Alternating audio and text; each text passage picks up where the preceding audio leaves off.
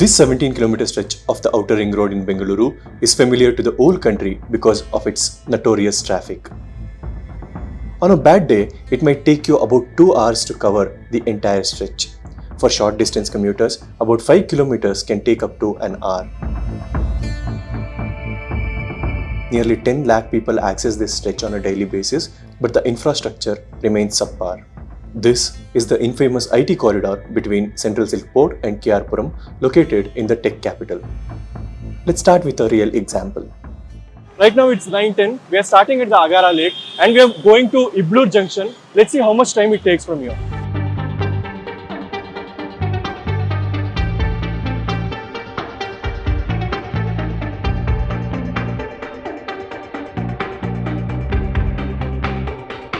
Now the time is exactly 9:40, so it has taken us 30 minutes to cover about 1.8 to 2 kilometer stretch from Agara Lake to Iblur Junction.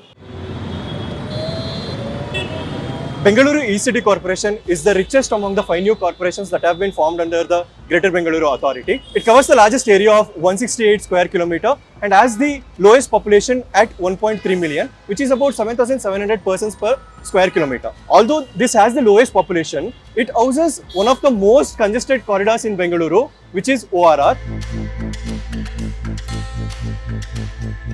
The reason for this corridor from Silkport Junction to the Kyarpuram Junction being so congested is because of the floating population.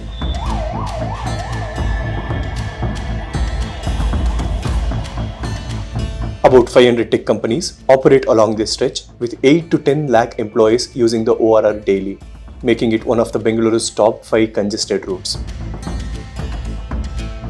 Originally designed to handle 4,800 passenger car units, the road now carries about 10,400 passenger car per units, more than double its intended capacity according to Astram data. What are the challenges you face? Okay. So the first challenge is obviously is the traffic. So even though the traffic is a bit disciplined, now with traffic police helping, they have cancelled out some cuts and all, so it's easy moving traffic. But traffic and then these bus riders and mostly auto riders, right? So they don't care about personal vehicles going, whether it's a car or it's a bike or anything. So they just keep on driving without worrying about the other people who are driving. So we have to be very careful when it comes to buses. So suddenly they'll take a left and suddenly stop and without giving any prior indicator or something. Those things and the roads as well. So I travel from Chodasandra area, which is close by to Sarjapur Social, to my office, which is roughly around 9 kilometers. And it takes me around 45 minutes, which should hardly take 15 minutes for a travel. And on the road, I witnessed like a lot of potholes, which is very dangerous to drive, especially for the two-wheelers. And in recent times, we have seen lots of accidents happening even on the roads. So I feel first the roads should be repaired and traffic management should be proper to curb this traffic problem. When the development of ORR spurred IT growth, there was no corresponding expansion of residential areas beyond this IT stretch. What it essentially meant is that people had to come from far off places to access their companies. In the absence of efficient public transport, people had to use their private vehicles, which essentially meant that it placed extra strain on this stretch, which was already congested and fragile. Additionally, successive governments failed to accommodate the growing IT companies, forcing more private vehicles on the stretch. Unfortunately, when we originally conceived the outer ring road in the early 2000s, we conceived the road as a strip development, a strip called the outer ring road. We did not go either side of the outer ring road to develop the area, what is called local area planning. So that was really the original problem. The problem got further compounded when we denotified some of the land adjoining the outer ring road, which are the campuses of today. Road density per square kilometer refers to the total length of all roads within 1 square kilometer area. A density of about 25 km per square kilometer is considered healthy and sustainable. Greater road density allows vehicles to move between 2 points using multiple routes instead of depending on a single stretch. Whitefield records about 8 km of roads per square kilometer, Sarjapur about 10 to 12 km, and Vijayanagar and the Central Business District around 25 to 30 km per square kilometer. Internationally, New York City, a metropolis with one of the highest population densities, has about 37 km per square kilometer. Addition to these are technical and scientific issues on ground that pose critical problems. So among the many unscientific reasons, placement of skywalks is one of them. If you see, right now we are in the Iblur junction. So people coming from Sarjapur and Ambalipura road, if they have to cross over to the main ORR junction, what they have to do is that they have to take this skywalk.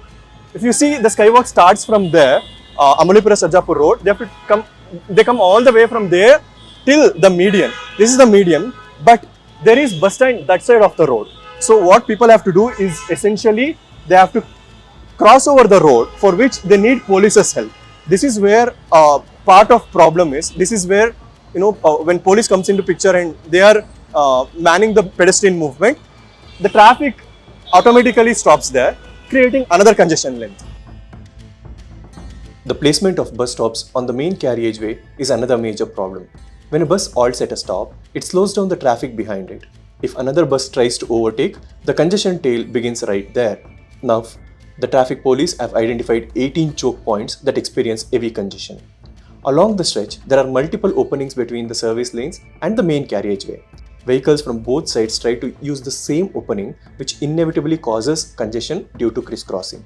Further, to accommodate more vehicles on the stretch witnessing heavy traffic, police have resorted to the road contra method. Because here in the Iblur junction, metro station is coming up. For that, the pillar work is going on. To manage the traffic, we are leaving the vehicle through contra movement. From Iblur junction towards Bengaluru, we are sending vehicles on a contra route. For one lane, we are making a temporary arrangement and we are sending the vehicles. Sir, what is this contra? In the sense, what will you do there when you say contra lane, sir? We are allowing the vehicle to move in the opposite direction to the lane. Right. But for that, we have to do barricading and all. We already done that, and the vehicles are moving there. So where exactly is this, sir? This is from Iblur upper ramp to next Bengaluru down ramp. However, these are just short-term measures. Do we have a realistic solution?